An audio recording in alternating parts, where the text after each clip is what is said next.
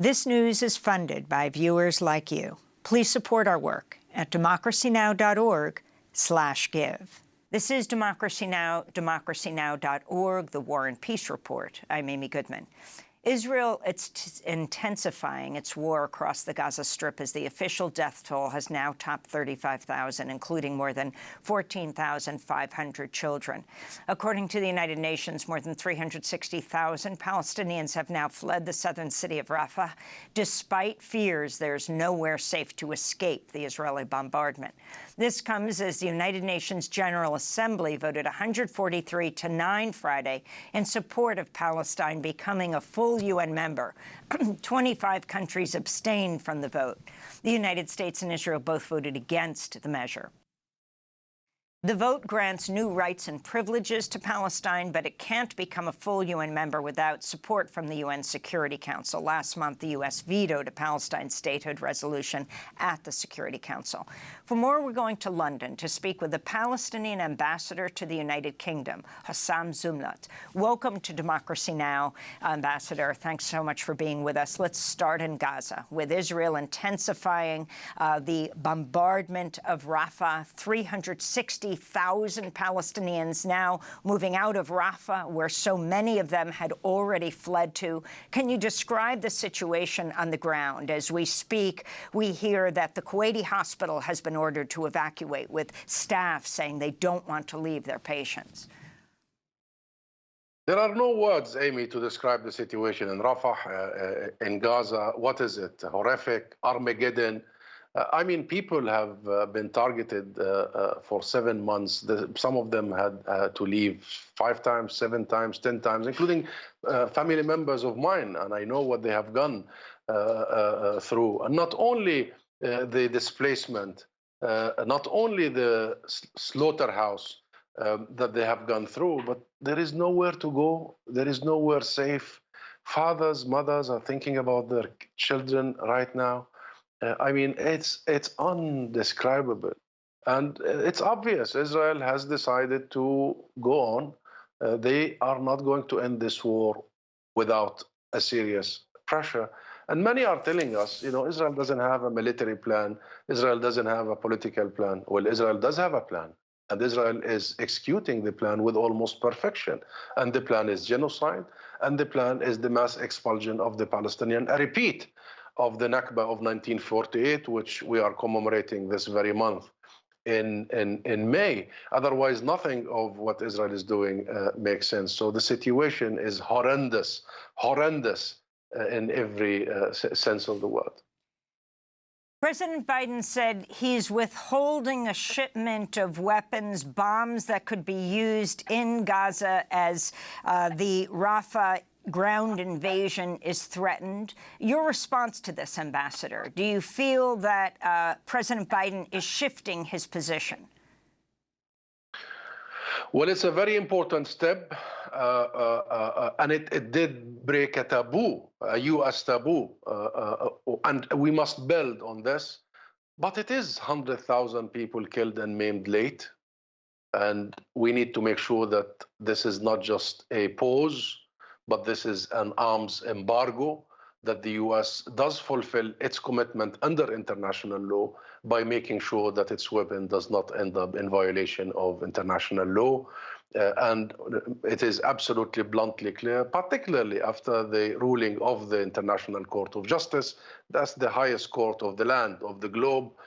Clear ruling whereby they officially put Israel on trial for genocide, ruling that it is plausible that Israel is committing genocide, and therefore there is no conversation after that. Every third party that does provide Israel, genocidal Israel, with weapons, especially these 2,000-pound bombs that are not supposed to be used in civilian areas like Gaza, especially those, and many other weapons, we should see an arms embargo now, and we should build on that step, that small step taken by the U.S. president. And I assure you, if Netanyahu was certain that there will be an arms embargo, he wouldn't have gone through Rafah.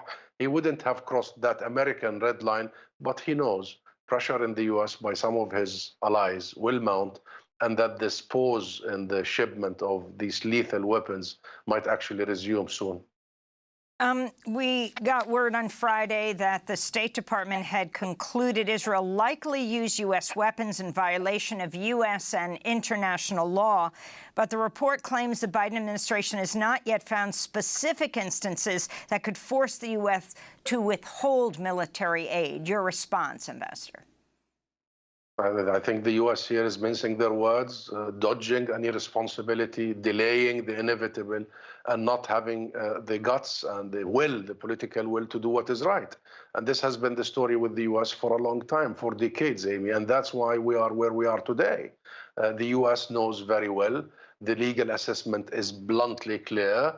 Israel not only violated international law, Israel has bombed international law, has bombed the UN premises and what have you. And then when Israel came up with these allegations against UNRWA, the U.S. was absolutely clear, or at least quick, to suspend funding from the organization that deals with the humanitarian side of Gaza, of the West Bank, of Palestinian refugees in general. The U.S. policy vis-a-vis Palestine is inconsistent, contradictory. It does not make sense. It doesn't add up.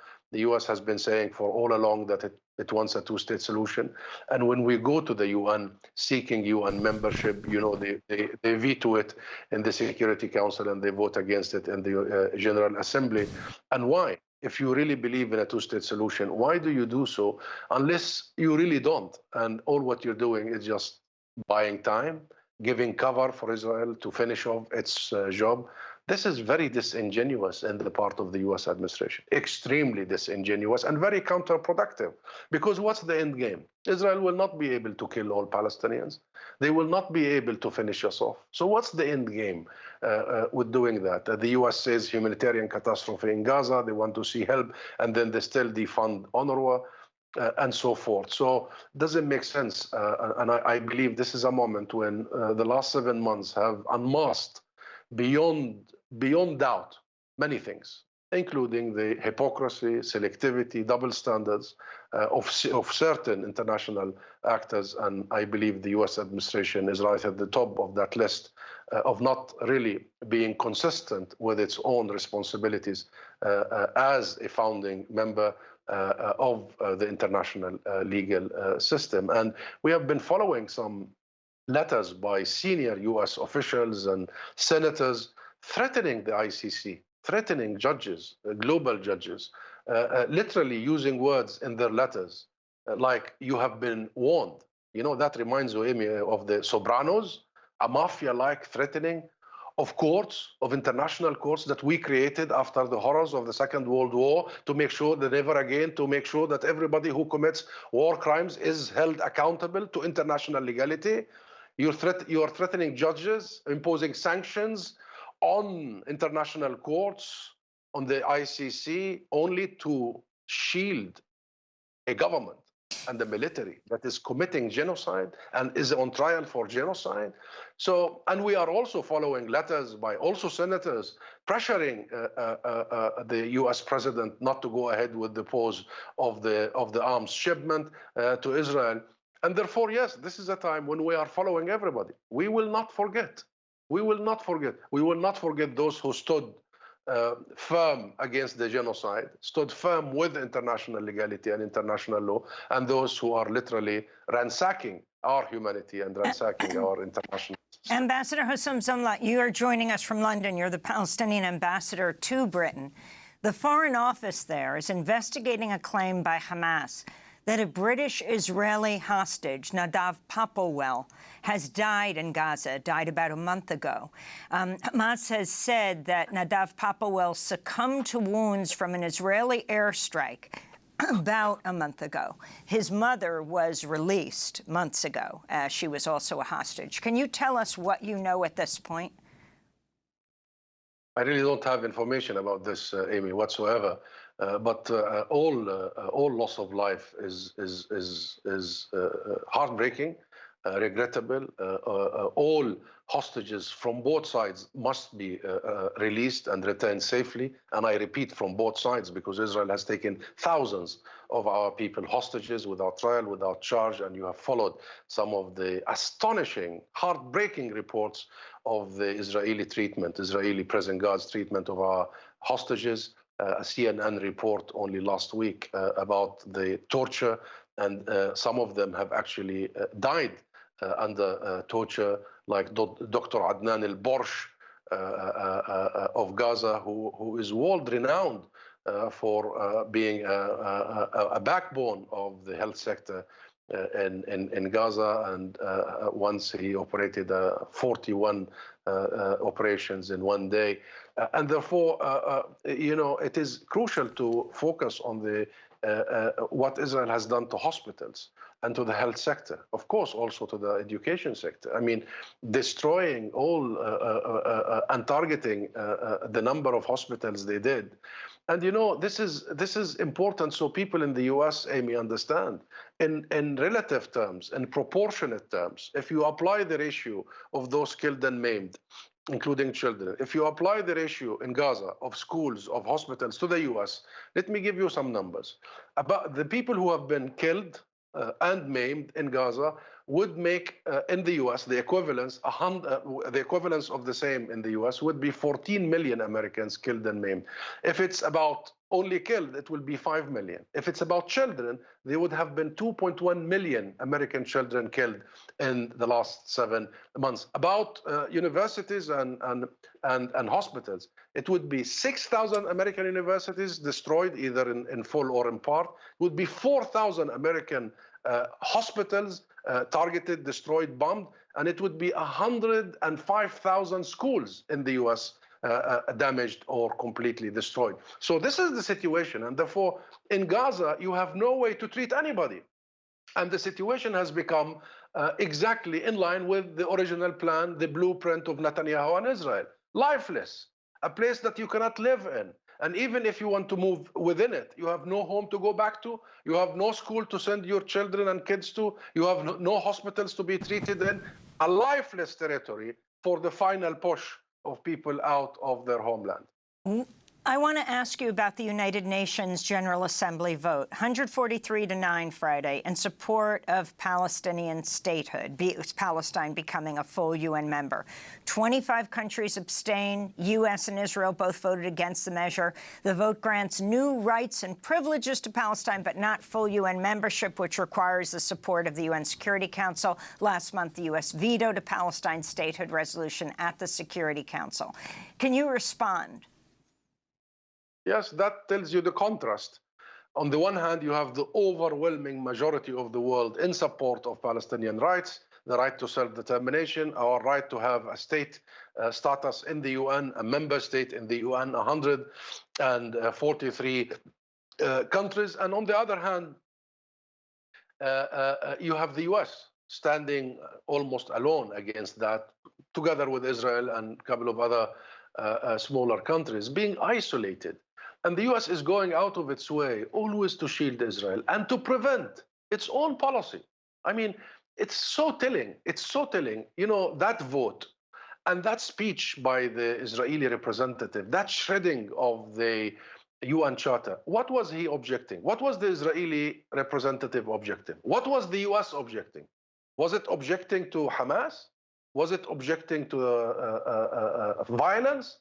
Was it objecting to? No, Israel was and is and has been objecting to the creation of a Palestinian state. That's the objection. The rest is details. The rest is symptoms. And that objection, that block of our right to self-determination, our right to sovereignty and independence, our right and our duty to liberate our land and live in a state of our own, is the heart of the matter. That's the root cause. And why would the US object to that? And then the whole thing becomes about certain periods of our history. 7th of October, Second Intifada, First Intifada. That's the key part. And I believe that moment has revealed much. And I think I can confirm for you that we will build on that historic moment. We must thank all the nations that have come in support of the state of Palestine and its status in the UN. And we will come back. We will come back to the Security Council. We will come back to the General Assembly. We will come back every session, if needed, every time, every day, until we are admitted as a UN, because the majority of the world have spoken, because Palestine has the right, meets the criteria of the UN Charter for membership, and the US has no right and has no business. The United States and the administration of the US has no right and has no business of objecting to Palestinian right to self-determination. They Ambassador don't, and they must stop that. Zomlot, we want to thank you very much for being with us, Palestinian ambassador to the United Kingdom. Interestingly, the speech of the U.S. ambassador to the United Nations was canceled, to Linda Thomas Greenfield, both to, and also invitations withdrawn by Xavier University and University of Vermont because of student objections to American support for Israel. President Biden's expected to address Morehouse, the historically black college, next weekend, and there's rising protest around that address. Democracy Now! Is funded by viewers like you. Please give today at democracynow.org/give.